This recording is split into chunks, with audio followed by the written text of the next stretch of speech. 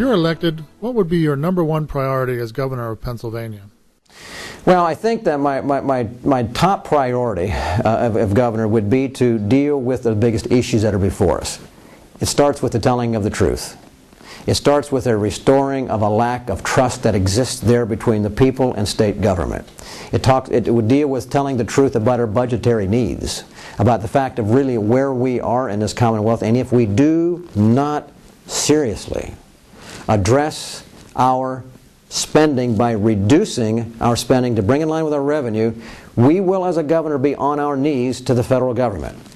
I think the biggest issue that I see before the many states is whether or not our states are going to be able to retain under the 10th Amendment individual and state independence and state sovereignty.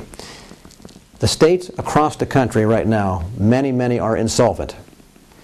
Many are on their knees almost begging. If the states put their hand out and say to the federal government, as our governor what seems to want to do, bail us out. Bail us out as a state.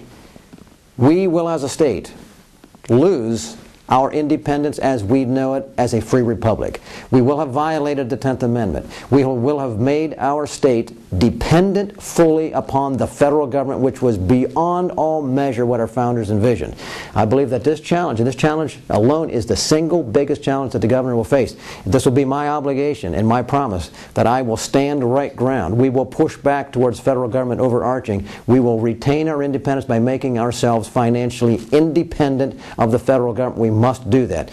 So tell the truth, retain our individual state sovereignty and independence, and then thirdly, establish an attitude in Harrisburg where people can understand that you, your neighbors, this Commonwealth will have someone in office who is indebted only to you, not to the special interest. I have not taken special interest money from those big organizations like unions and in the gambling industry that are notorious for expecting a quid pro quo. I am not going to go into the governor's office with one hand tied behind my back where I am unable to govern. And I'll do this, and I can promise you this. There will be one door into my office. It's going to be the front door into my office. Everyone will come through that front door because they're all equal, including special interests.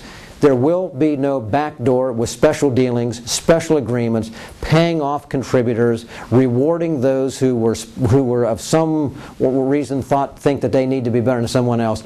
No, it's time that this changes. And if I am there in Harrisburg, I will establish an attitude and a climate that recognizes that my obligation is to you, the people, and that my obligation is to uphold and to defend the Constitution of the Commonwealth of Pennsylvania, first and foremost, for the protection of the rights of our citizens.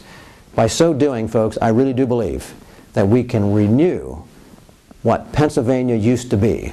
We can renew what Pennsylvania was. We can become, once again, the leader for freedom, where freedom was actually found and developed and started right down here in Philadelphia.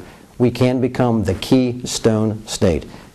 With this and this alone, I think we can address the issues that are so challenging before us at the moment.